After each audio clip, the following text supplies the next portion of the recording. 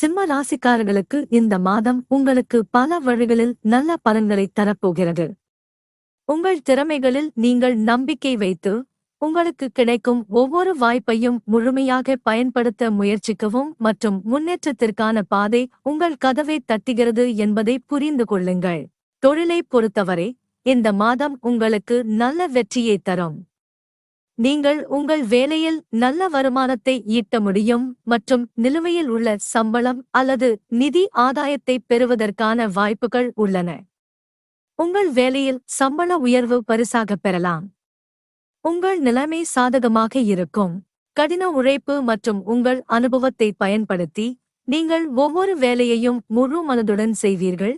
இது உங்களுக்கு வெற்றியையும் புகழையும் தரும்.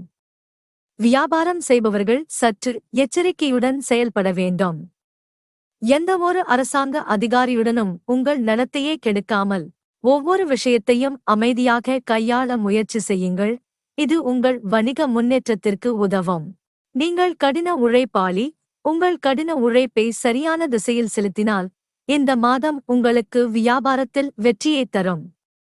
காதல் உறவுகளுக்கு இந்த மாதம் சாதகமானது. சில சமயங்களில் உங்கள் காதலி உங்கள் மீது எந்த காரணமும் இல்லாமல் கோபப்படுவார். இதனால் நீங்களும் கொஞ்சம் எரிச்சலடைவீர்கள். ஆனால் காதல் என்பது இதுபோன்ற சம்பவங்கள் நடக்கக்கூடிய ஒரு உறவாகும். ஒருவரை ஒருவர் கவனித்து உங்கள் உறவுக்கு முக்கியத்துவம் கொடுங்கள்.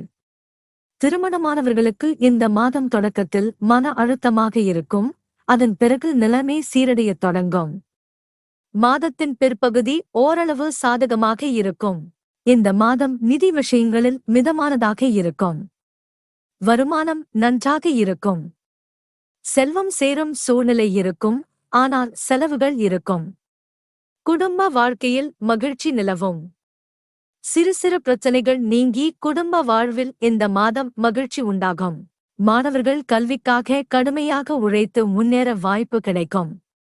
உடல்நலம் தொடர்பான பிரச்சனைகளில் சற்று கவனம் செலுத்த வேண்டியிருக்கும்.